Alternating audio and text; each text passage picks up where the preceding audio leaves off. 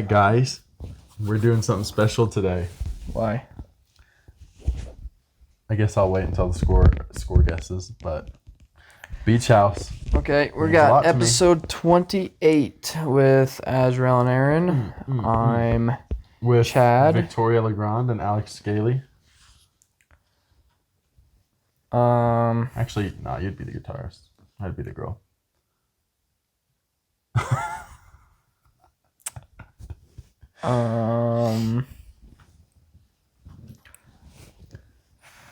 Do we do anything else for intro? What is wrong with you right now? What's happening? I can't do this, bro. I'm just kidding. It's something I have to tell you. Score guesses, right? Yeah, if you're already wanting to get into that. Well, what is there before that? We don't do anything before that. We didn't even say the name of the album. Oh, yeah.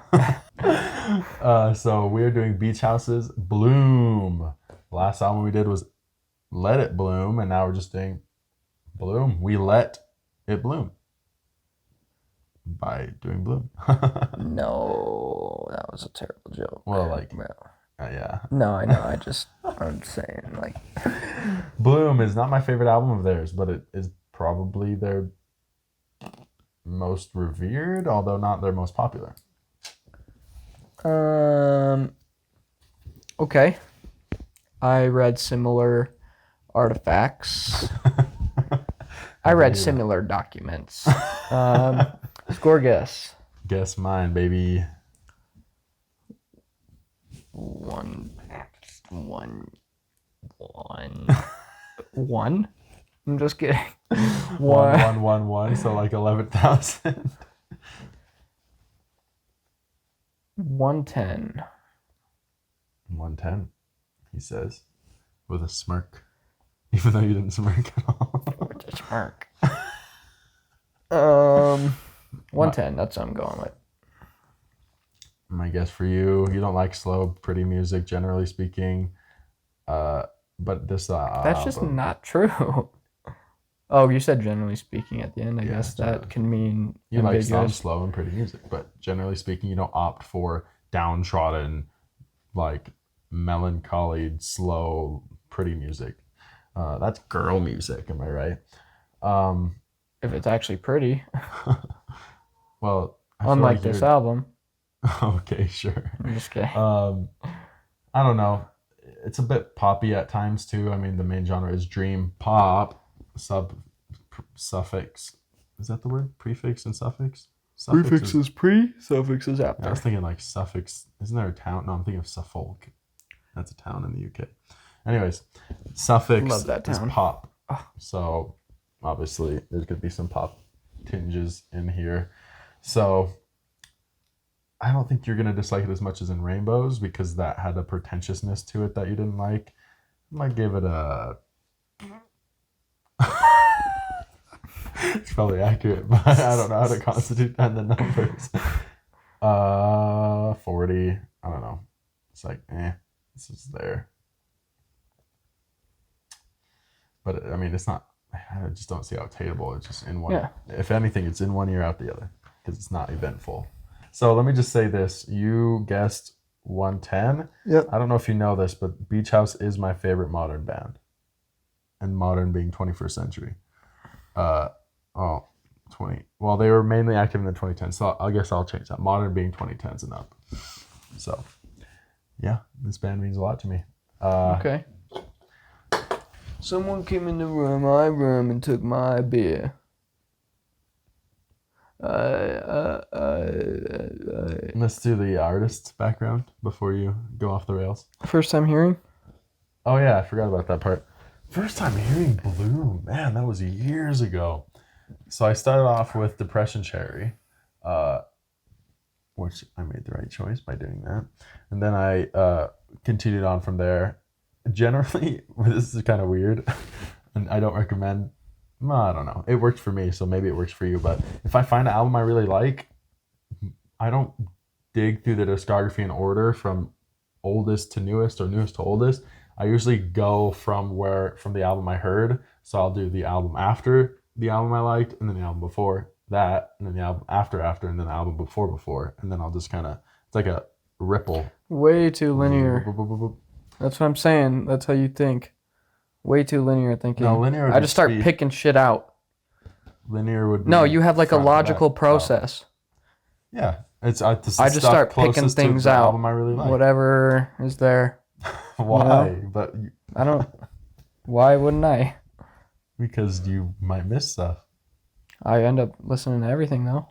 I don't know. In that case, you do you, I suppose. Get your scores away, bro. Look, it's right here. Did you actually have it up? No. Okay, good. My first time hearing it was just a couple of weeks ago. Yeah, because you're always way freaking ahead of schedule. I'm over that. I'm not telling you. We're only doing 1 week ahead of schedule from now on. Sorry, wife. Thank you. God, you sound like my wife. I'm just kidding. All right. Album, artist background, yeah? Oh, wait, I didn't even say. So I probably first listened to this in like 2019.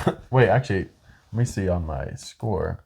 So I first rated it in 2020, but I had heard it before then. So yeah, 2019 is probably a safe bet. Post high school. Actually, no. I listened to them in high school, so 2018. Okay.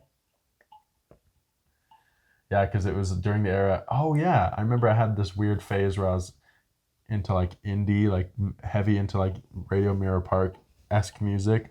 So that's like all I listened to was like 2010s indie and synth pop and stuff. And I think that's where Beach House came from because the Spotify algorithm. And then from there, so it could have been even as early as 2017. Isn't that an awesome feeling though? Just stumbling upon, you're looking for shit and you find Dude, an album straight that's up, so almost all good. of my favorite bands ever came from Spotify's Discover Weekly. Very good algorithm. Amazing algorithm. I've never used it, but Well, you don't have Spotify. I think Apple Music's got a weekly, but I got too much shit on the back burner to be looking for new shit right now that I still got to get to. So I don't get to listen to any new music anymore because of this podcast for your viewing pleasure. Just kidding. I actually listened to 2 albums this week, other than the ones that I had to. Yeah. One I already knew, and the other I heard the first time. Like, okay, this is pretty simple. I don't need to, give it another like 10 listens. So. Yeah, I listened to 444 and Dummy by Portishead. So that was a good feeling to actually listen to new music outside of the shackles of this podcast. Which apparently only you are bound imprisoned by, yeah. All right. We got that out of the way. We did. Beach House is an American duo, Victoria Legrand, who does vocals and keyboard, and Alex Scaly, who does guitar, keyboard, and backing vocals. They're from Baltimore. They formed in 2004. They make dream pop, indie pop, and shoegaze. They have 8 albums and are still active. Yes, they made a EP like a couple weeks ago. Did you hear that? I saw that. Have you heard it? Is it good? I only heard it once, so I can't comment on it. But it wasn't bad. I mean, is it still pretty in line with their stuff, this album?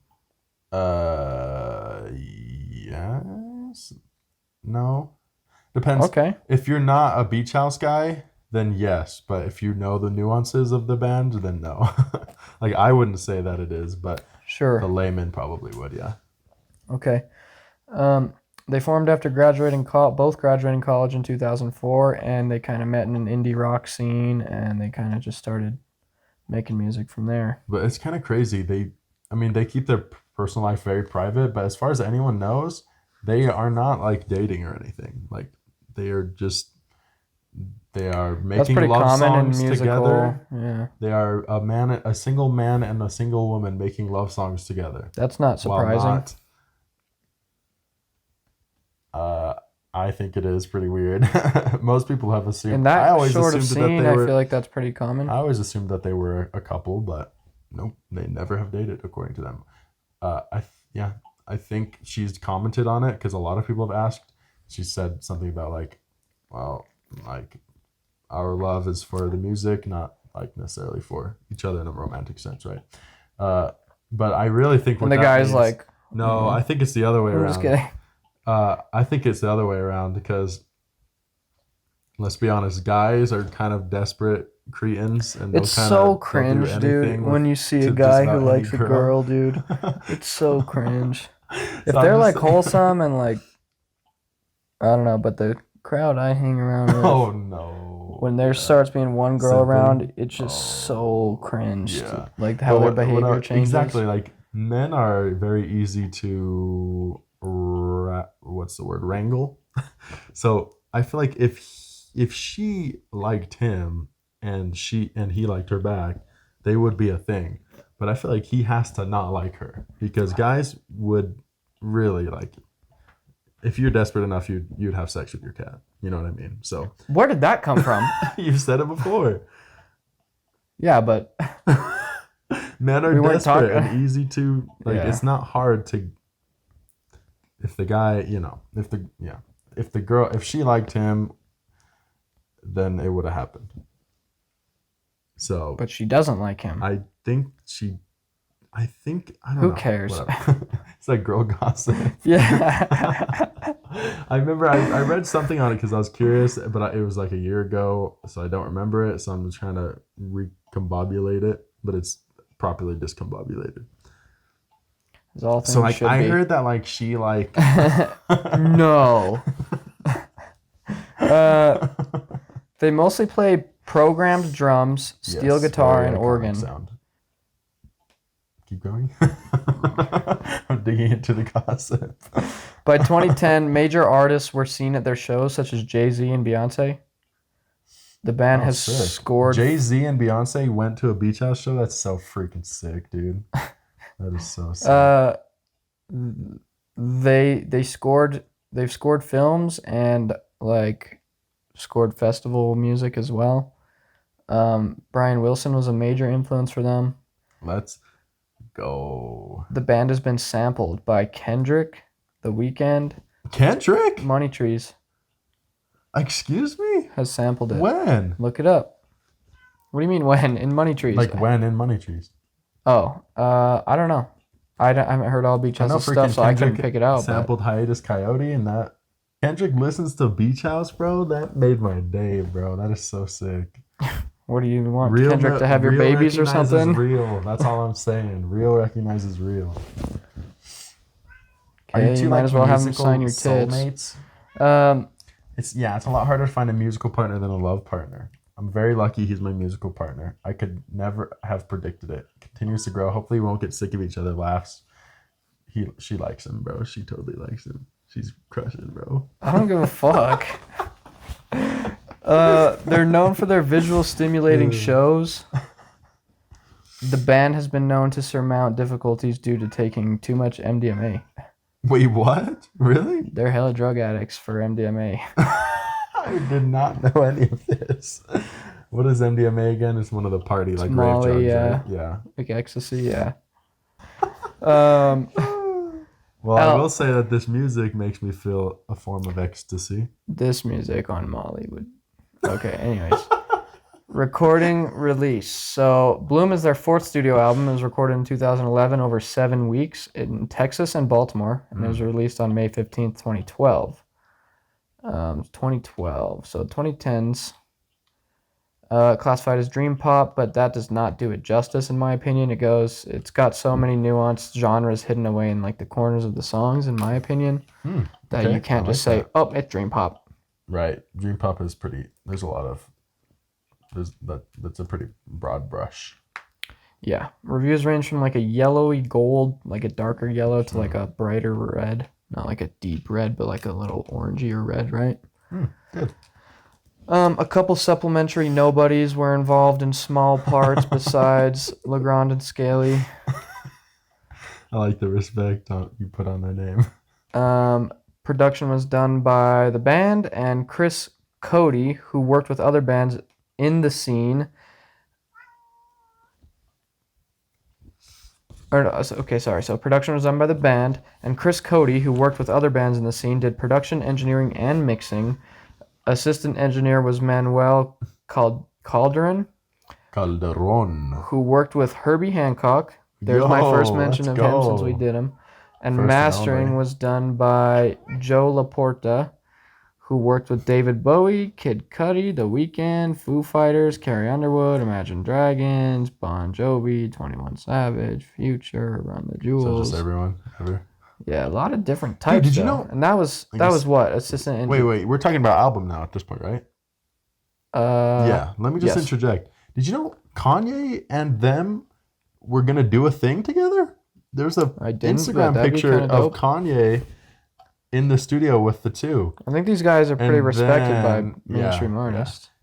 Yeah. And then he kind of went into that whole like Jews thing, and I'm assuming whatever they did together, Beach House wants nothing to do with him anymore. So unfortunately, we'll probably never. My brother in Christ just spitting facts, bro. Oh, dude, cut that, bro. Not do that. All right. Yeah, I'm not surprised. That's not what you said earlier. Just kidding. It is considered to be one of the best dream pop albums of all time. Appeared on many year-end critics' lists for years' top albums. Let's go. It was kind of written during tours for 2 years, just like kind of Dark Side of the Moon was, right? I don't see why you need 2 years to write an album that just sounds like your last 2 and your next 5, though.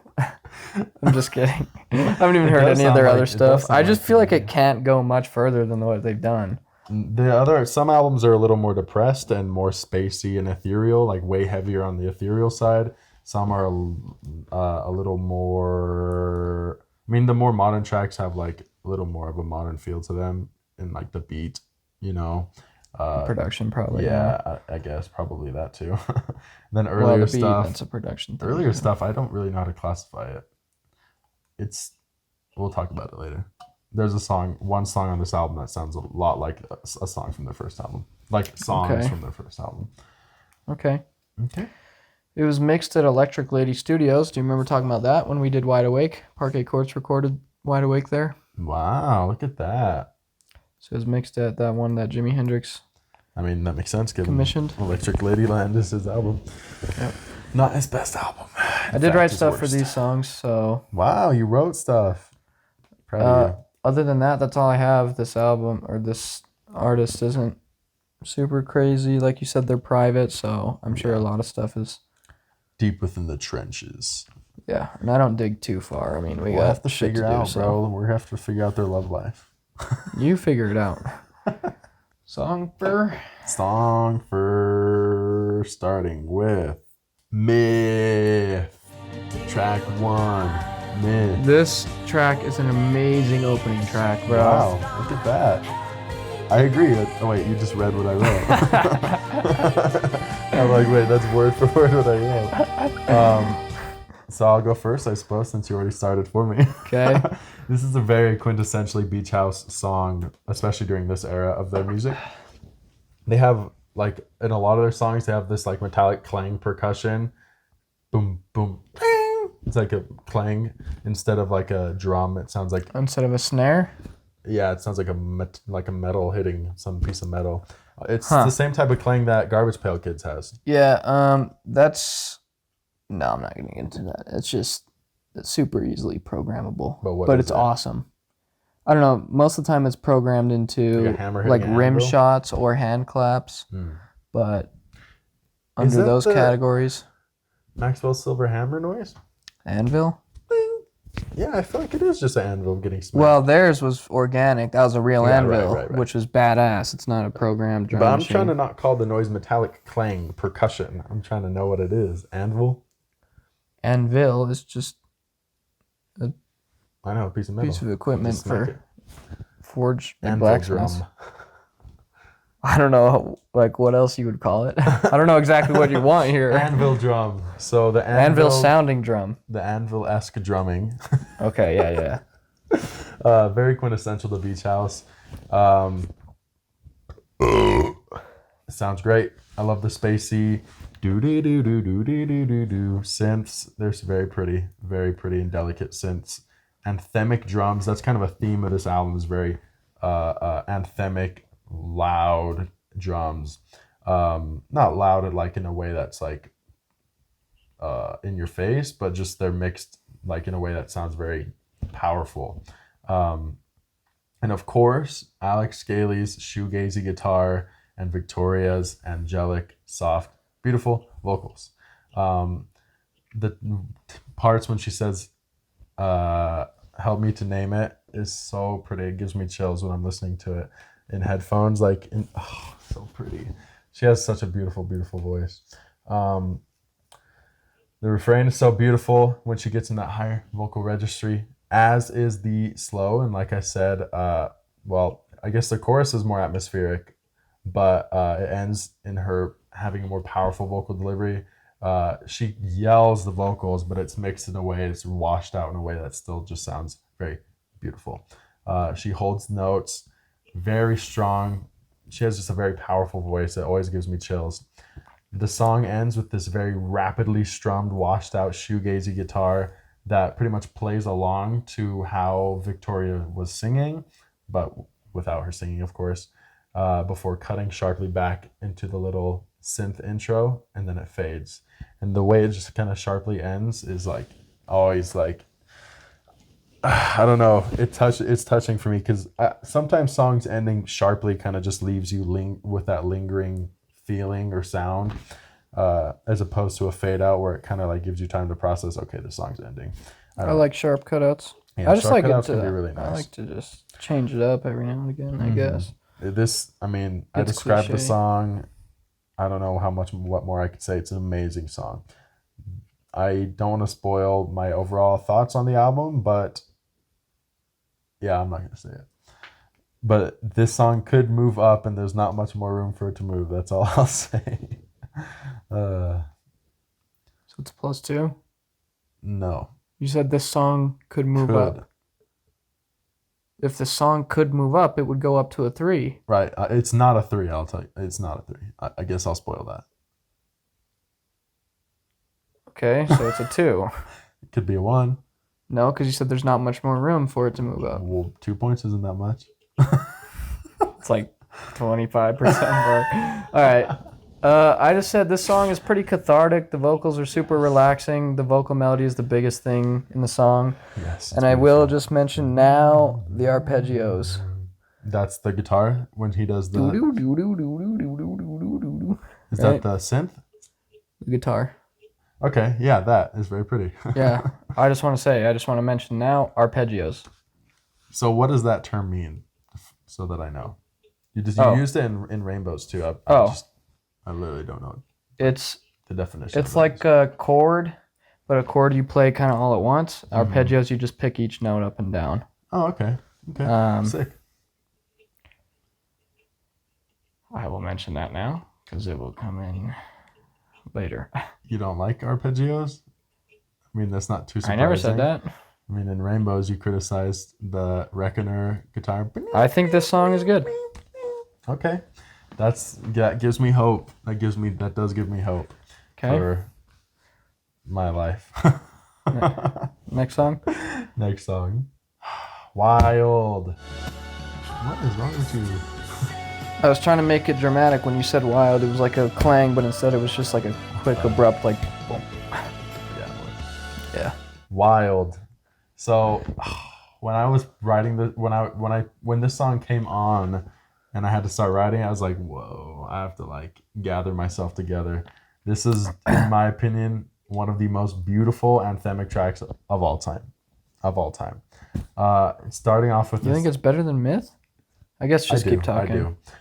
It starts off with a synth and this ambience, just like a drone. It starts to grow. This beach house drum. What's the term when it's like a fake drum? Fake drum. Yeah, like an electronic drum. Program drum? No, there's another term for it. Drum machine. There we go. That's a programmable drum. Yeah, but that's not what people say. Both are correct, but people aren't like, oh yeah, I'm playing my programmable drums here. It's my drum machine, you know. I guess it depends on the context. I'd say both are pretty equally. All right. Well, the drum machine, the very iconic sounding, is added, and then a wash of cymbals plays before the song gets into it. It has an explosive main riff, loud marching style drums, like I said, very anthemic. The synths They're are pretty very mixed, pretty prominent, low loud. though in the final. You know, they're not very loud. No, nothing's loud, really. Nothing's loud. Like, nothing's happening that's in your face. It's just, like, powerful. Right. What's happening is, it seems like they're hitting the drum hard, not, like, lightly tapping around on the kit. There's also a prominent guitar riff, which sounds really good. Arpeggiatic. I don't know if that's the term. Arpeggiation. Arpeggiation is a frequent use in this song. The sections of everything I just described are interjected by Victoria singing in a very breathy, more low-key way on the verse, kind of slows down the tempo. That is until the chorus happens, where her washed-out vocals sing over the powerful instrumentals, and she starts singing in a more powerful way once again. It's also sometimes stripped back in with her singing in a very delicate, touching way over these long, slow strums. Then she'll sing like open note strums. It sounds really nice, especially with all the reverb and washed out sounds. It sounds very good. I love that part of the song. The chorus ends again with her holding that last word in a very powerful way, just like in the last song. I'd say the top two songs have a very similar flavor. They do. Mm-hmm. I didn't write that, but I thought I'd. Yeah, they do. It came to mind for sure. And after she's done holding the note, the instrumentals build up even further, getting more powerful and anthemic with the guitar rapidly strumming. Yeah. Just going Daft Punk super does that. fast. Yeah, it sounds They awesome. Instead of building like the song structure, verse, chorus, they build up to like a full climax. Remember in our first episode I mentioned that? Yeah. And I wrote that here. Yeah, it does build up kind of like a Daft Punk way. Yeah. It's truly a magnificent, powerful track in my opinion. Ooh, live. Dude, they have a live concert recorded on YouTube, and oh my god, I think it's Pitchfork that has the video, or some public magazine publication. Oh, so it's like proper video yeah, production yeah. and shit. The visuals and audio are amazing, and just like when they do that part, you just see like the emotion he's putting into it. It's such soft, delicate music, but so much power and emotion put into it. It's really, really right up my alley. It's amazing. I absolutely adore this song. This song is amazing. Tide. Wow. Okay. It's my second favorite Beach House song, but it has been my first, and it has kind of fluctuated. I absolutely love this song. Powerful. Like I said, one of the most beautiful anthemic tracks of all time. Now, what do you have to say?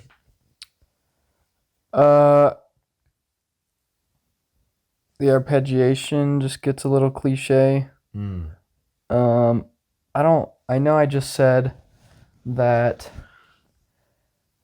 I know we just did an album that is straight slacker rock, but that is just lazy to me. When people do arpeggiation, sometimes obviously it can be done good, Isn't it but like literally harder to do than normal?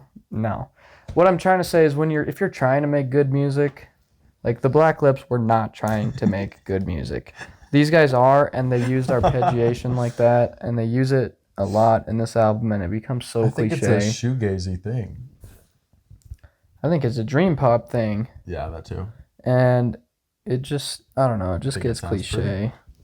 Well, but that's kind of a staple, to use that word again, since we referenced it. It's kind of a staple sound of a genre. That's like complaining that metal is so distorted. It's cliche that it's so distorted. No, because not every song on this album, not every song on this album does arpeggiation, and two, the first song does it good. Oh, okay.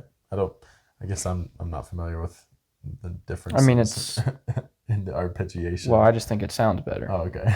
But well, when you say good versus I just think it sounds better, those are very different. No, it's not, because there's no such thing as good. Whatever, you freaking goob. Still, the vocals are good though. Thank you. I have no complaints on the vocals throughout the whole album. Wonderful. The other guitar accents are like spacious and interesting, I'll say. But like the ones behind just the arpeggiation. I love when they layer guitars. I love when they do that. Especially when they do it well.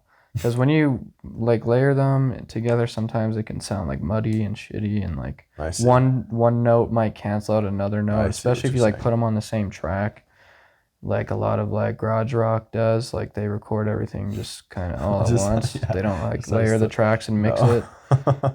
But when you do mix it, it can sound pretty good. Right. Well, off to a better start than I was expecting. Let's see if that trend continues on the next song. Okay, so something about arpeggio on a keyboard. Explain that to me. Make that make sense. I don't see why that doesn't make sense. You Because are playing single notes of a chord. Back and forth. Do do do. oh, do, back do, and do, forth. Okay. Because you said you play one note and then you play another. I'm like, that's literally all you ever do on a synth is you play a note and then you eventually play a different note. No, But I see. since It's we'll have it like happens in order back and forth. yeah, That's- well, since okay. well, it's also a chord. Synths have like sequences that you can just like make notes just random, and they'll play that No, back and and forth, chord or are they'll play it different. That's randomly. right. It depends on your synth, I guess. And an arpeggio will Chord be is like a a chord. combination of notes that makes a single sound, right? Essentially. Well, A chord. single, There's a like, lot of music cohesive theory sound. behind like what a chord is, but it's like really the fundamental thing of music theory Yeah. is a chord. Mm-hmm. And when you play like a chord, they all have names, like a E G. chord, G chord, yeah, like. And then when you just play each single Here's note my of it, then problem. that's an arpeggio. Doesn't it? Don't they skip some random letters? Don't they skip letters in the chord sequencing? A, B, C, D, E, F, G. Oh, they don't skip. There was something weird about it. Does it go in order? Well, I guess order is kind of like doesn't make sense in like a musical context. Oh, okay. I mean, remember I it saw, can. like, It my does in dad's terms of poster of, like, frequency. all It of does in the- terms of Oh, frequency, okay. but in terms of like the circle of fifths or some shit, I don't think that goes in order at all. But Is I it could be wrong. Order from like top to bottom or something, or left to right, or anything like that. No, I don't know what you're talking about. I remember I saw a poster. My dad had a poster of like a guitar and the chords, and I'm like, why is it order like that? That is absurd. Did it look like? Was it a circle? No, it was a guitar. And like where your hands, where your finger, there's like dots, colored dots where your fingers would be to play the chord. Oh yeah, that has no. It all goes by like frequency of like a single note, Yeah. and then like the root is like the first. It's like the first note you would play in a chord. I think I'm not huge into music theory, but the root note is what is the chord is named after. So if like I don't know, the first note you're playing a chord is a E, then it's probably an E chord or E minor or E seventh, whatever, all this stupid bullshit. But like this is the circle of fifths. Yeah, I have no idea. And that is not in order. So That- to ask like if it's in order, like Yeah, I have no, idea. but yes. In terms of frequency, yes, but Maybe it's pianos.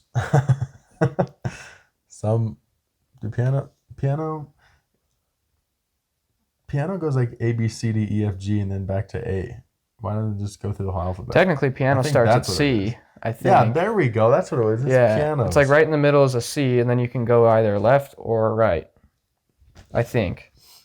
And like C4 is like the fundamental piano Well, it chord. should be A1 or no. and then through to Z. That doesn't make sense Maybe it doesn't. What do I know? to do that like that, but I'm pretty sure it was done before they named it. You know what I mean? Yeah, Like all the theory yeah, was there before right. they named it, so that's why. Fair. Or Back on track. yeah, whatever. All right. Or the other way around. So Lazuli is a less dramatic and like powerful of a track. Starts with this cute little synth. Another arpeggio. Boop, boop, boop, boop, boop. And it is kind of, yeah, like I said, it's a cute little synth, but lyrically and her vocal delivery is pretty serious. I love when her and Alex sing together because he has this very like bassy, like unemotional voice that just is like this nice deep voice to set under her voice. I think they pair nicely together. I also love the part when the instrumentals stop and she keeps singing the same line over and over while other vocals starts to stack over top. It's a very beautiful section of the song. Although the chorus is a bit too poppy for me, just for my preference. It's not like too poppy for me to want to listen to, but yeah, a lot of this album has problem with choruses, in my opinion, that get just a little too much on the pop side of dream pop. Yeah. Yeah. I never had a problem with that. in this album. That's I good. never thought it was too poppy. That's good. I thought that would be your main criticism. That was my biggest fear when I Well, this poppy isn't or even my commercialized, because there's a difference. favorite. I don't think there is. That's like That what one poppy episode? is. Huh? We argued about it one episode. Never mind. Oh. I don't watch our videos, so I don't know them. I'm just here. Why would I watch it? I'm literally here. Okay. I like it. Dude, we'll save If I wouldn't watch 400 it, y'all pictures a should day watch it. from France, but won't Yeah, rewatch his from videos. France. I can look back at those. Yeah, okay. This dude will save 10, 20 pictures a day from every day of his life, but not watch the videos. Well, how long does it take to look at a picture? Yeah, but that's a much less full of an experience in a video. Depends on what the pictures are. Okay. What do you have to say about Lazuli? Not a huge fan of it, Fair. especially the arpeggiation. Again, I was like, this is at this point just dumb. And this is only track 3. So Yeah, but that's concerning. I mean, there's not much more arpeggiation for the rest of the album. Oh, okay. Which I was That's thankful good. for. Dope. I don't know why I hate it so much. Like, it can be done good. Like, Myth does it good, but sometimes I'm just like, God, this is so dumb. You'd rather than just sloppily strum a guitar open note. What are you doing? Yes, I'm just kidding. I know you would. Next track. Other people. I don't That know. sounds like Tame Impala, bro. This song? That part. That's the one thing when I heard it, I was like, not this type of music again. Tame Impala is good, bro. I'm sorry, it is good. But no, this is not one of my favorite tracks. In fact, one of my least favorite tracks on the album. Probably my least favorite. Yeah, I think it's the most poppy. The chorus is really boring and detracts from the song greatly. But I do like her verses. I like the intro. I don't mind, the quintessentially shoegazy dream pop beach house sound. I love that sound in general. But yeah, I mean, this certainly would not be my song of choice if I was like, hey, you should listen to Beach House. I would definitely not say listen to other people. That'd probably be, way, way, way, way, way, way down the list. Still, it's a song I don't mind. It's on. I'll play No it, arpeggios. but, That's kind of nice. No? No, Okay. at least not that I noticed. Well, I won't point them out then, in case there are any, and then have you like it even less. Well, if I didn't notice them, then they must have been mixed good. Okay. Let's mix these so that we can't hear them. Oh, just like the vocals in that one song on the last album? Oh, yeah, they don't even do mixing on True. that. That's fair. They just fucking scream and then release it. Fair enough. Next track. The Hours. Another one of the more energetic, upbeat tracks. Not particularly unique sonically compared to the prior songs. Has a less reverby, floating in space feel. It's a little more grounded. And once again, a little bit more on the poppy side. But her vocals are so beautiful in this track. This is the best song on the album. No, it's not. Yeah, it is. It definitely makes up for that by far. The outro is beautiful as well, with her vocals stacking up over each other. They're all saying different lines from different parts of the verses. And even Alex starts singing on that part too. It sounds amazing. I'm going to play it.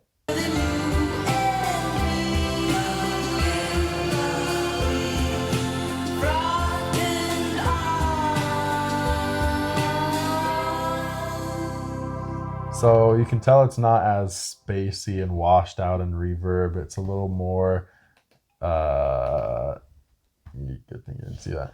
I don't know. I guess grounded is just a good word for it. Why don't you just close that until we're done down to show them? It's like every episode, bro. It's because I just skim through my tabs and that's always one of them.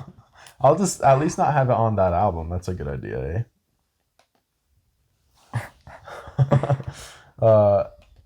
Yeah, it's a beautiful song, but not one of my favorites. The only thing I'll say well, do you still have more? Nope. The only thing I don't like is that I wish the guitar was played in like a lower registry. The lead guitar, the lead guitar that goes like.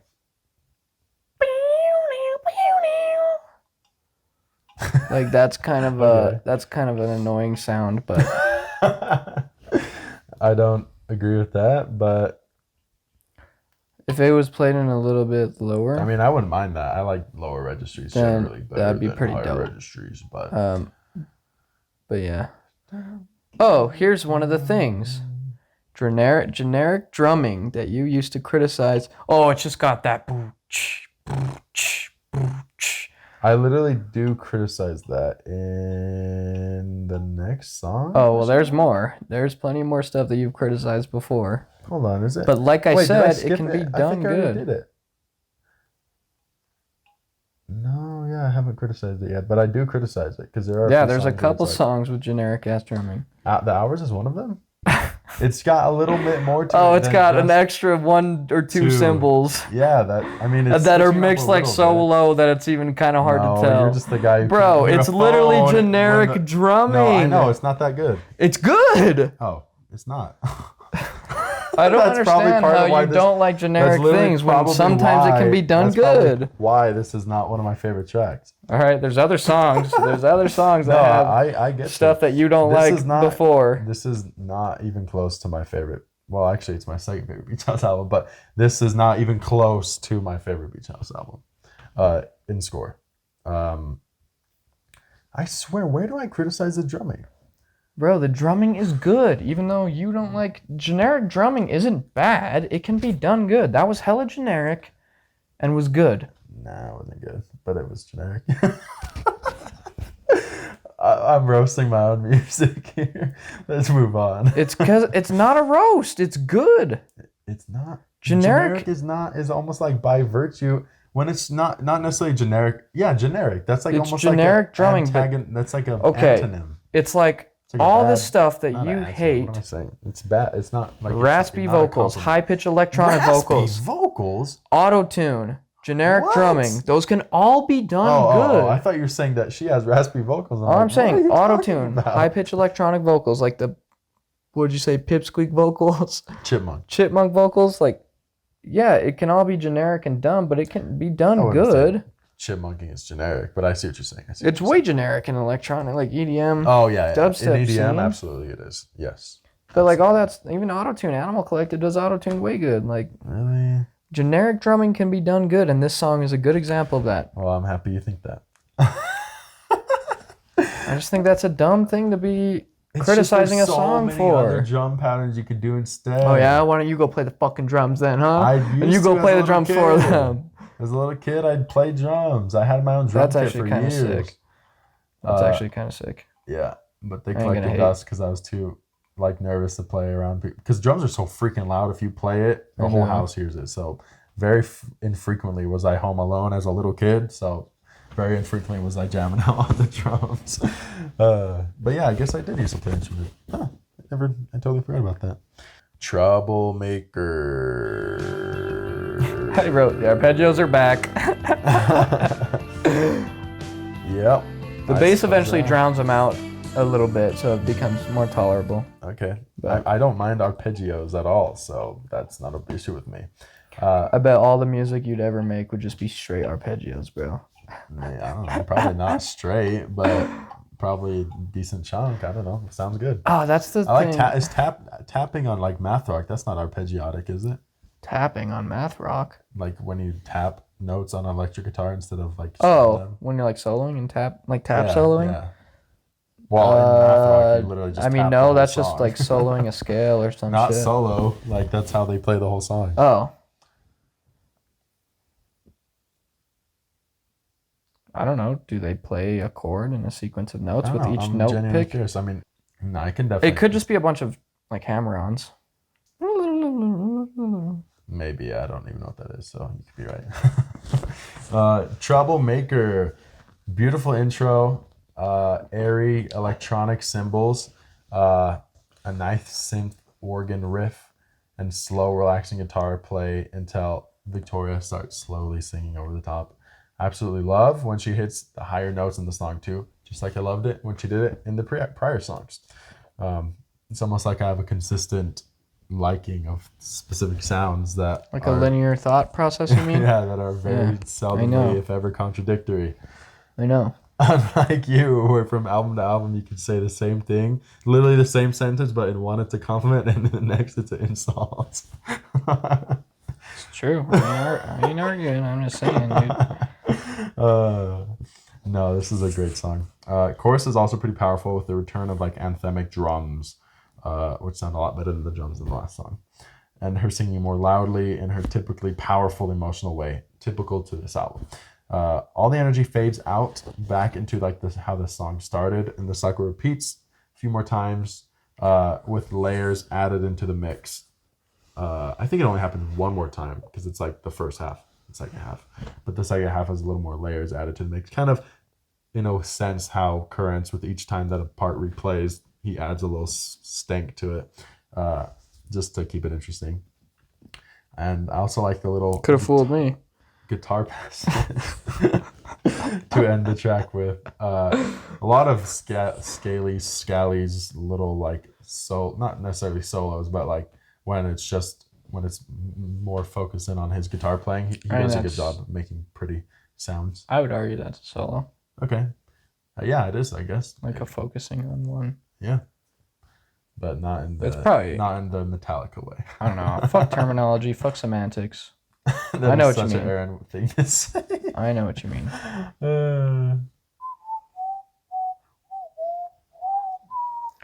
Might as well talk shit on the drumming since Azrael talks shit about stupid stuff like this, even though when the drumming was done good. Yeah, literally ready for this. New Year, another good track, but a little more on the poppy side again. This time in a more melancholic way. It has the generic drum beat I don't like, but her whispery, downtrodden vocals make up for it. Her voice gets a little more lively during the chorus, which I actually don't like, but the verses are good enough to make the song likable. I don't really like the chorus of this song. I like the chorus. Really? I like it a lot. I don't like it. I do. I like when it's more I do. downtrodden. I'm just kidding. Happy for you. I wanted to like knuckle, but in between your nose and just punch. It's a fine one. It's a fine dandy little track here. Boom, boom, boom, boom, boom. Track 3 has generic drumming too, but again, I'm Track not a baby. 3? I'm not a baby, so it doesn't bother me. Lazuli? Does Lazuli have generic drumming? Maybe it does. That's just what I wrote. I mean, it would have been cooler with the more rolling and feminine No, drums dude, of the this other music songs. is way conducive to like that type of drumming. Boring drumming. Like keeping it simple but adding some effects and like nice production work. Yeah, at least there's some effects happening. That's good, at least. Yeah, I don't really have much to say about this song. I mean, there's not much more unique to it. I like it a lot. I like the melodic chorus and the upbeat chorus. I don't. And I like the guitar part that comes in halfway. Yeah, like I said, when there's a guitar part that is just Scaly doing his thing, it always sounds really good. I mean, he's a good guitar player, but not in like the typical way of like saying he can play crazy things. He makes music that sounds good. Yeah. Which is good by definition. Wishes, bro. Wishes is so good. One of the best tracks on the album. I agree. Happy to hear it. I love whenever you say that. Those two words are the best words that ever come out of your mouth. That's one of them. I hate it. That's part of it, I guess, but not all of it. So you're missing a crucial half. I guess I don't agree is 66% of it, but not what I want to hear. Anyways, I love this song. It's kind of, for those who know Space Song, their biggest song, it kind of has that feel with the beepy atmospheric synths, well, the little beepy synths over this atmospheric drone, which sounds beautiful. Victoria's whispery reverb vocals sound amazing. All of that Space Songy vibes. The verses and choruses are awesome. I'm sure you'll play that when you introduce the song, hopefully. And as we've been talking, and for the past 3 songs we've noted, Alex's guitar work is awesome. And I think towards the middle-ish of the song, he has this guitar bridge. Sounds really good. Sounds awesome. And it's washed out in this way that sounds shoegazy and ethereal. And at the same time, it's still emotive and powerful. They draw a thin line between so slow it's boring and also somehow still managing to have a lot of impact. And I love that. That line is perfect. Depression Cherry is a little more on the so slow. It's boring side, but it's also way more pretty and ethereal. So you win some, you lose some. I feel like you'd like this album better than Depression Cherry. But I'm not done. I just kind of went off on my own little tangent there about Depression Cherry. Once his bridge ends and her vocals join back in, these loud, deep drums come in, boom, boom, boom, boom, boom, boom, which sound awesome, making for another powerful moment of the album. Her delicate singing at the end of the track is gorgeous too. This album in general is definitely the most anthemic and empowering, opposed to kind of a more meditative, like floating in space feeling. Great song. This and the first 2 songs are my favorites. They kind of all have the same flavor, and that's a flavor I really like. It's like probably what's my favorite flavor? Vanilla, but in a good way. No, coconut. Rose. I love rose flavored ice cream. If y'all have had that, very good. Or lavender is even better for ice cream. I had it in France. Congratulations. Vanilla and rose. Let's see if I can get you. Let's see if we can get working on a plaque together for you. You could just get me another scoop of that ice cream, bro. I'd much rather that than a plaque. So this is like some good, soothing lavender and vanilla ice cream. I don't care how many scoops of the same flavor it is. Every time it's good. That's a good metaphor. I like coconut. I like that too. It's hard on the outside, but on the inside, coconut. I don't know the reference, so that caught me off guard. So homie, this is the one that I meant. The guitar part coming in halfway is way sick. Yeah, it is really good. Yeah, that's the most notable. So what did I have to say about the last song? Nothing interesting. Cool. Well, how long have you been? The vocals are sick, but yeah, just the last 2. Okay, good. I need to start naming these. For real, numbers. I just have numbers.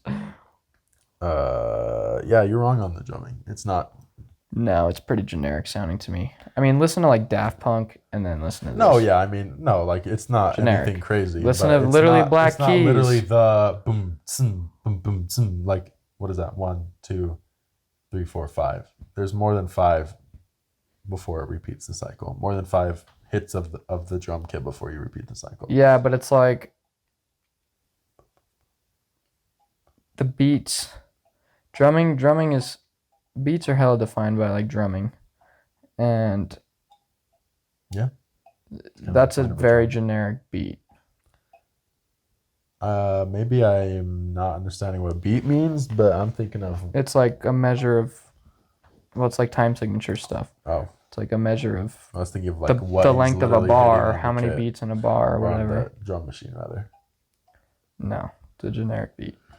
Maybe by that definition, but I'm not music inclined enough to know. I just listen to stuff. On the sea. Yep. Honestly, dude. Dang, that sounds close.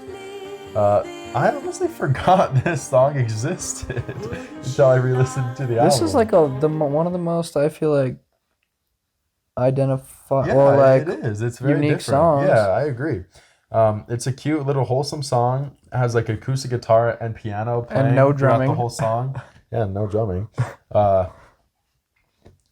But I don't necessarily think that sound is all, I guess, that interesting or beautiful, I should say, rather. It's more like endearing. Like, it feels like a really wholesome, endearing, pretty, cute song. But it's not like making me bust in my pants with how just angelic and beautiful. Okay, that's enough description. Yeah, I like the band. What can I say? there's a part where the shoegaze, where he has like his little shoegazy section, I guess solo, one could say. But over the cute piano and acoustic guitar, it just doesn't hit as hard as it would over some like droning atmospheric synths or some other beautiful spacey ethereal sounds. The singing is also more clear in the song and less washed out and reverby, which obviously her voice is beautiful, so it's not like it sounds bad, but I like the effects. I just prefer the effects over not having them. Your turn. I will say that like the sound of the piano, I like it sounds so close to a real piano. I highly doubt it was, but like the keys sound way heavy. And like there's hella technology that goes into keys on keyboard, like being more organic and heavier. And you can pay up to thousands of dollars on electronic keyboards just to get the keys only to be more realistic and like sounding. And this sounds like they played an expensive ass keyboard for that kind of sound. Unless it was just like a real grand piano, but those keys sound way heavy. And I like it. I see what you're saying. I wouldn't have even thought of it as a synth keyboard or as a synth piano. Yeah. I also would say that I would make the bass like way more like Daft Punk funky. For this song? Not like up tempo, but like the way that it's produced, the like a instead of like just a boo boo. Yeah, kind of like a funkier. That would sound so sick. It probably would. Yeah, I like funk. You're the one who doesn't like funk, as you've learned from. We haven't learned shit. I'm just kidding.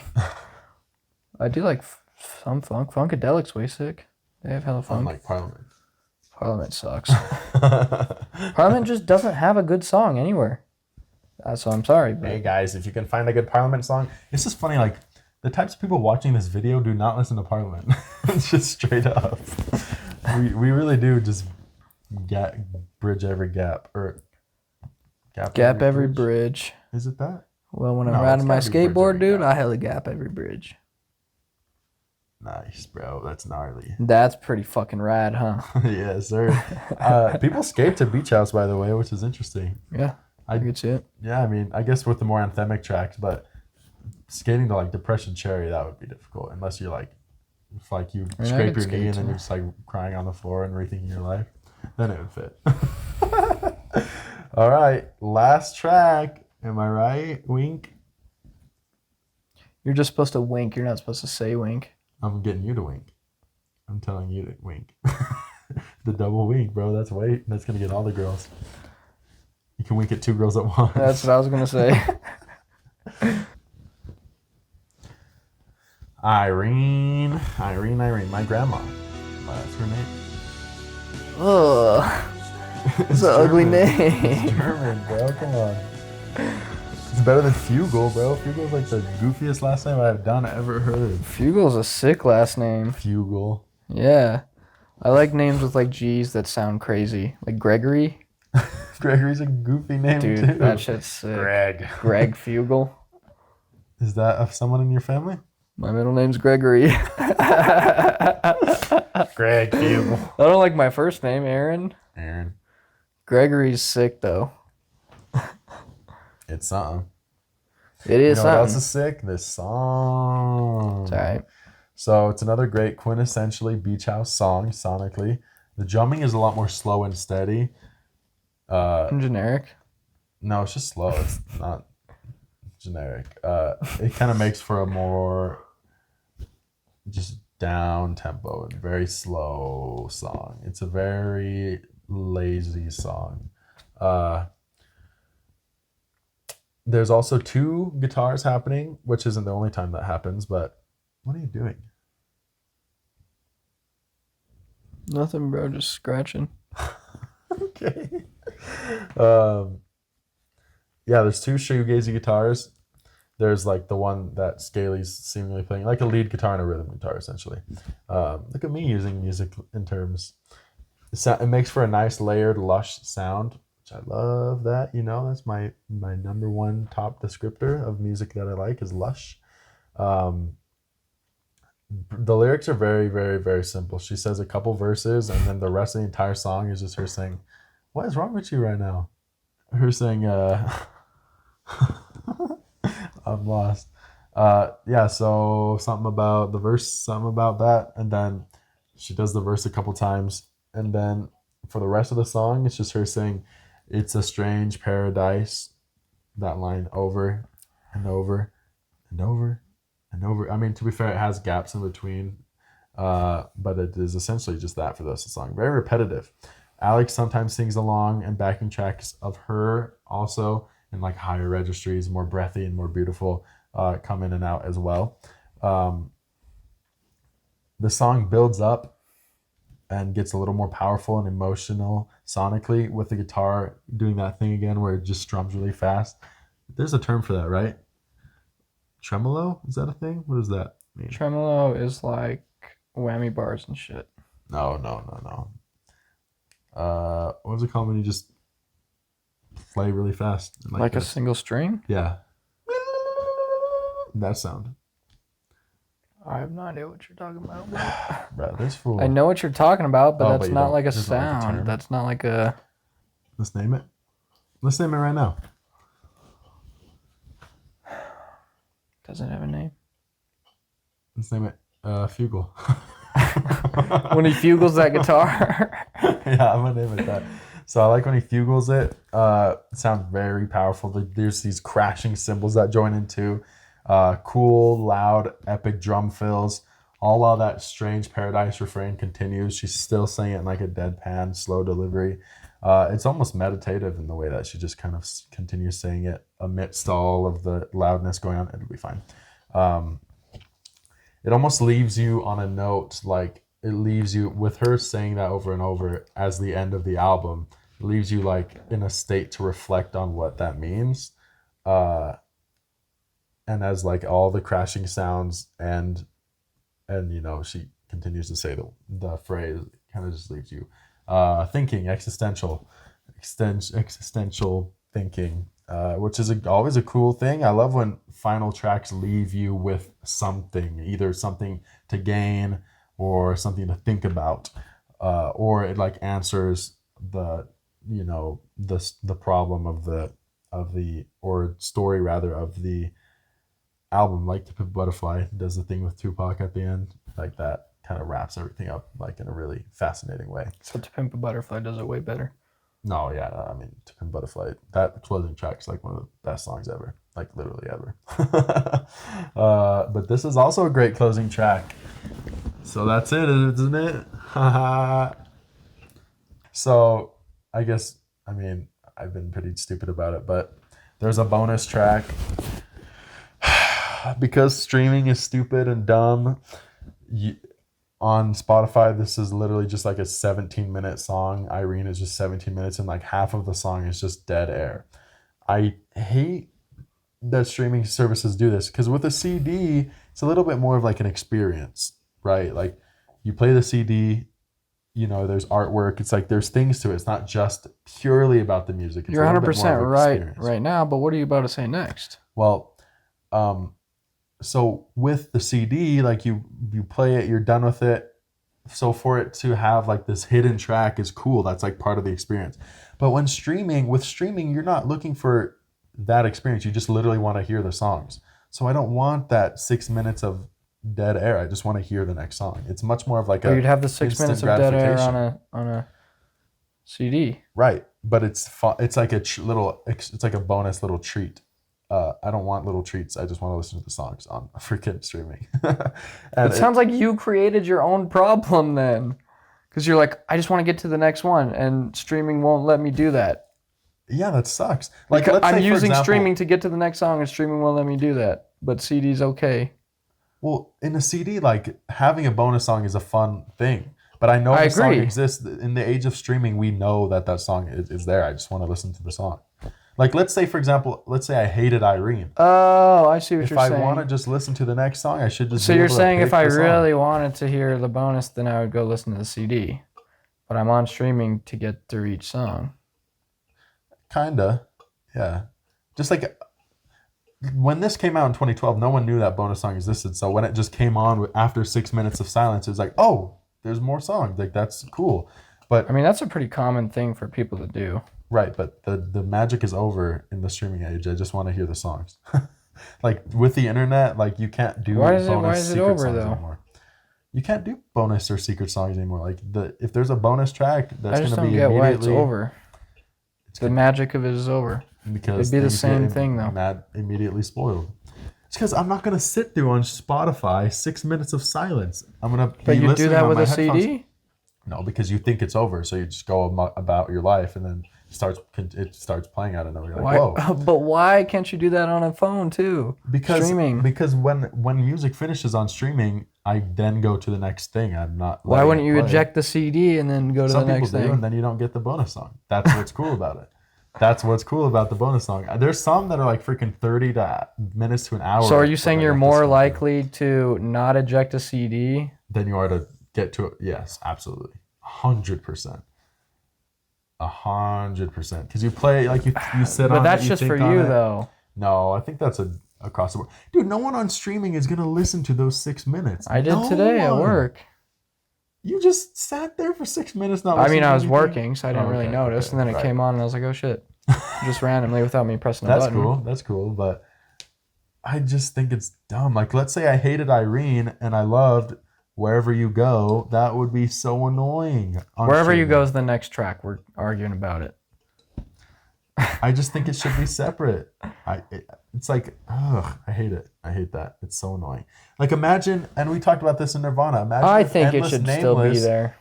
Imagine if what's the last track on that album before Endless Nameless? Something in the Way.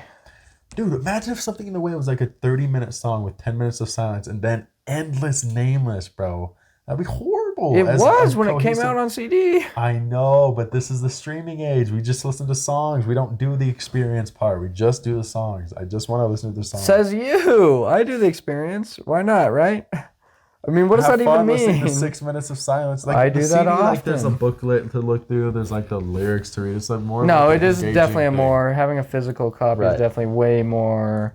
It's like driving a manual versus an automatic for streaming. Okay. Yeah. And in the automatic, you don't want to have to wait 6 minutes to shift. That's a stupid.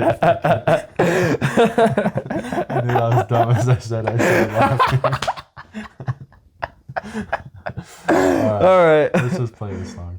If I wanted to hear the 6 minutes of nonsense, I'd buy the CD. But I just want to hear the songs. That's why I stream music. I see what you're saying. Okay. I thought you were trying to say I want to hear like the silence on a CD, but not on streaming. No. And I was like, what? No, it sounds the same either way. It's nothing. No, I don't. Okay, I see what you mean. If I wanted the experience package, I would buy the CD. I just am here for the music. Yeah. That's what streaming is for. Convenient, nonsensical. Yeah. Just get to it. I thought you were like trying to throw shade at streaming or something. I was like, bruh, streaming's still sick. Streaming is the best way to listen to music. It's so convenient. I don't want to freaking walk around with a Walkman and freaking my earphones, headphones in. It's almost too easy, but that's a different argument.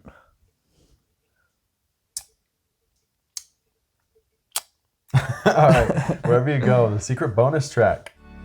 Beautiful song. So this is probably the slowest song on the whole album. Yeah, it's more a very of the same. Nostalgic song, more akin to the earlier. Starts albums. at 13:16. For those who don't know, For those who have streaming. But I will say on 13 streaming, minutes, this song seconds. is separate in a different album. There's a B-sides and rarities album that's just kind of like cutting room floor stuff, and Wherever You Go is separate on there. So if you want to listen to just that song, there you go. But you can't just listen to Irene. So that's stupid. What else? So I did I say that it was nostalgic? No. I get a lot of nostalgia from this song. Have you heard it before and that's why it's nostalgic? Or does it bring back nostalgic memories? Weirdly enough, neither. I listened to Beach House's first album most recently. Well, other than their brand new stuff. But there's just like a nostalgic warmth of that album. So given that this song Which sounds album? so I much don't think like you mentioned their it. first album, I said Okay. their first album. Okay. It gives me that same warm nostalgia. There's like an almost surf guitariness to the way he plays the guitar in this, and there's like this warbly synth. I honestly wouldn't be surprised if this was a cutting room song from the earlier days, from like the mid 2000s. I think her voice sounds a little more young as well, youthful, but I could be totally that could be a placebo effect. I love just the melancholy, very down tempo delivery of the song. Her vocals are pretty apathetic, which is much more akin to her early album. There's not so much of that like shouty, powerful anthem. It's pretty like deadpan monotone, which is touching in its own way. Nothing crazy happens in the song, but it is a nice little beautiful bonus treat. It's a great song. I'm very glad I can listen to it on its own. I'm very glad I can find it separate from Irene now. How the heck? Good song. Last track is good, and it sounds like that, and that sounds good. So you should listen to both. All right, scores. I'll go first. Hang on. Oh, personal. Yeah. You said you had multiple things to call me out on. Is this where you get into that? No, I think it really was just drums. Oh, okay. Maybe I'll go and I'll read and see. I said I would probably be more down to see these guys live than a lot of bands.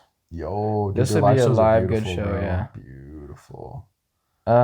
I don't think it's like super interesting enough for me to love it, but I do really appreciate it. All right. And I wish so much that I had heard this 5 years ago. Why? Because I think it would have identified with who I was like more 5 years ago, and it would have been some of my favorite shit ever 5 years ago. Yo, see, you do have a bit of a heart. Like, this is like emotional music that you need like a heart for. It's like beautiful in like a way that I didn't think like a robot like you would be able to appreciate. Here's some other things though. I get that this album has different nuances and they're very clear. Good. And the vocal evolution of each song, like not only tonally but melodically, like I get all that, even though that's stupid shit to say. The absence, I get that the absence or even inclusion of instruments, or I get that the inclusion or even absence of their instruments or the tuning of the instruments, like there's all nuances there. Some stuff sounded down-tuned, like, I'm not going to mention the song, I should have mentioned it earlier, but there was a song that the bass sounded like way more down-tuned. So you're saying all the songs But the album does songs. sound pretty identical throughout. I get the nuances. For example, the functionality of the reverb effect fluctuates very little. The rhythm tends to flow in pretty much the same manner. There's nothing like uppity or choppy ever. It just makes the whole motion of the album like feel stale. The vocals are almost identical from song to song. Like choppy will be, I don't know, more glitchy, or something goes out of beat for a sec. No, it's not that album at all. Uppity that never like really picks up tempo. I disagree. No, I mean like, I guess almost that drum machine, but that's not even the same album. So. Well, Wherever You Go has that drum machine too. And the vocals are almost identical from song to song. And reverb is an entire effect with a whole library of functionality. You can do so much with reverb, and they've done one thing. Okay, they don't do one thing, but they don't fluctuate its programmable functions as much as you can. Nope. But I feel like that's for the betterment of the beautiful nature. No, because you can do more reverb stuff. You can do more interesting stuff with reverb. Interesting is oftentimes not as like beautiful. Dude, I'm gonna take that with a grain of salt unless you give me an example. Like Smile is not beautiful. Smile Sessions. It's very interesting, but it's not beautiful. Smile Sessions? Yeah. You don't think that's beautiful? Maybe a song here or there. You're fucking cranked in the head then. Cranked in the head. Beautiful, bro. Dan Auerbach vocals. That's that guy, right? Changes, from song to song. Literally almost every song. Good and sometimes bad. Literally almost every song. He can do things with his voice. This person just does the same vocal style every song. And that's what I'm saying. I'm not saying it's bad. I'm saying it sounds the same. If you found the sound... There's nuances. Right, but it's unique to this band too. Like, this is a distinctly beach house. I've never heard a band that sounds right. Like this is the album of like Dream Pop too. Oh, dope! I thought it would be Teen Dream, but dope. I was just reading that this one is like redefine Dream Pop, but Yeah, it was like All the I'm saying is I get breakthrough. that there's nuances, At and least they're you all say pretty that, clear. unlike in freaking Tame Impala. But Tame Impala just sounds the same. Like he does the exact same. Okay, we're not gonna get into Tame Impala. But this album does sound pretty monotone. Okay, fair. Monotone, Um, I'd say, is fair. that's all I got Nope. for personal. So I'll let you score. So I'm gonna be Show me honest. your I thought score. my score was gonna go down because I was like kind of some of the poppier So I nature said of some of the 110. songs was kind of wearing off on me. But only one song dropped, and splitting up Irene into two songs boosted the score right back up. So it actually went up by 5 points, pretty small amount. So it pretty much was where I left it off back when I last rated it in 2020, 3 years ago. Why are you trying to hide it? We're trying to show each other right now. I was going to show you after that. Okay. 185, top 20 favorite albums of all time. Okay, I respect it a lot. I respect this type of music. I think their first album sounded better on the 30 seconds that I heard of It's it. a great album. Is that their first? 2006. Yep. Yeah. Beach So, House, self-titled. um, Amazing, beautiful album. but you got a +3 for Wild. I could give Myth a +3. Wishes I could give a +3. That's the only movement I could see at this point. Unless I could. No. That's about it. So there's not much left for this album to go, but there's really, 200s for me is like top 10. So there's really not that much to realistically go from 185. Okay. Great album. Amazing I album. don't disrespect it. But it's a 40. It's a 44. Yo! I was right. Yeah, 44. So this is kind of similar to how I respect Scaring the Hose, but a lot of the songs I wouldn't want to listen to. Yeah, well, I did add one to my playlist, which was Myth. Yo. Even though that's not my favorite song on the album. Interesting. Let's go. That is interesting. Interesting. That's I don't very know why, but because Myth is better. no, The Hours is my favorite. So I have all zeros except for 5 ones. Oh, so half the album. All zeros Well, except 11, for half the 11 album. tracks. Oh, that's right. I keep forgetting we have the split. So I have On the Sea and Wishes as Two ones. songs I have as ones. Or no, Wishes. I love Wishes. Strongly love Wishes. Troublemaker and The Hours, and Myth. Dope. Wild was a 1, and then I dropped it because I was like, this is just an attempt to be Myth, but it's not as good. Both are amazing. They do Both have of that very beautiful similar flavor, though, like you said. Lavender, vanilla. But I hella respect this album. I'm happy to hear that. I would have been not surprised, but pretty sad if you're like, this is boring. I don't get it. It's like so lame. It is pretty boring, but I respect it. It's boring in the same way watching flowers wave in the wind is boring, but it's beautiful. I can cut this part, but for real, I did literally watch flowers in the fucking wind the other day. I mean, not No, like don't cut that because that's funny. Why did you do that? not literally, but Oh, okay. oh, it's not on this thought you phone. were It's just on that phone. standing there I just basically watching. took a video of the clouds in a time lapse and watched them like evolve over 20 seconds. Sick. So So it's boring, but boring things can be beautiful. I agree. And I think Depression Cherry is even more boring. If I but heard this maybe album even 5 twice years as ago, though, beautiful. bro. I wish you did, bro. If you were a beach house head, It would have been on the that would've been hundreds, bro. we would have been closer. We would have been more kin if we were both beach I'm house so much. heads. I'm so glad I heard other shit though, Fair. like That's fair. Black Lips. Yeah, right. If I heard both, About that. if I heard both, Black Lips would have just butchered fucking Beach House in my head and just God. fucking. They're And then I too would have been like, all right, it's innocent fine. for that. I love Beach House. It's like the same way you want to kill a cat. Get over here. I'm just kidding. Look at this fool, bro. Hell creeping. he is. All right. Recommendation. Yes. I would, yeah. I would say yes. Better than Radiohead. Isn't that right, Hubert? No, actually, I disagree. Better than Well, I like Beach House better than Radiohead, but not in Rainbows, which is what you're referencing. Do you like Radiohead? Thing is, I like Depression Cherry more. It's actually a top 10.